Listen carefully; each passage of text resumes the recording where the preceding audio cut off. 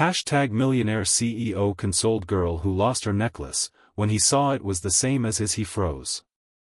The moment Thomas Reed's eyes fell on the delicate silver pendant dangling from his fingers, time seemed to stand still.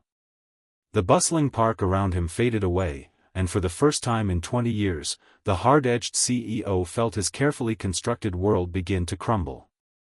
The crying girl before him had no idea that her lost necklace would unlock a secret that had haunted him for decades.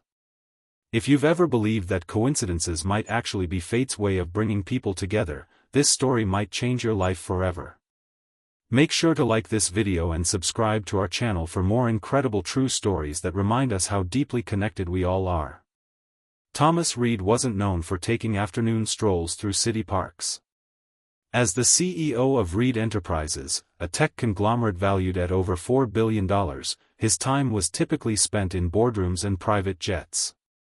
At 45, he had everything money could buy, except the one thing he had spent 2 decades searching for.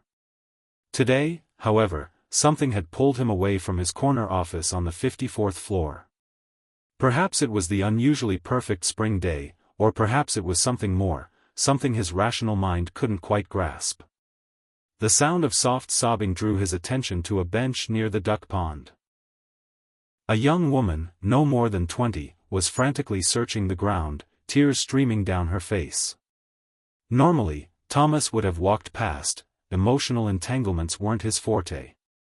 But something about her desperate movements made him pause. "Excuse me," he said, his deep voice startling the girl. "Is everything all right?" The young woman looked up, her eyes red-rimmed and swollen. "I lost my necklace," she managed between sniffles. "I know it probably seems silly to cry over jewelry, but it's all I have left of my mother." Thomas surprised himself by sitting down beside her. "I understand," he said softly. "Sometimes the smallest objects carry the greatest weight." He pulled a monogrammed handkerchief from his suit pocket and offered it to her. "I'm Thomas. Let me help you look for it." The girl accepted his handkerchief with trembling fingers. "I'm Lily," she said. "Thank you. It must have fallen off while I was reading here. It's silver with a small pendant, half of a heart with a tiny blue stone." Thomas froze. The description sent a jolt through his body, but he maintained his composure. "A silver half-heart?" he asked, keeping his voice steady despite the sudden racing of his pulse. Lily nodded, wiping her eyes. "Yes. My mother gave it to me before she died. She said the other half was with someone special, someone I'd meet someday."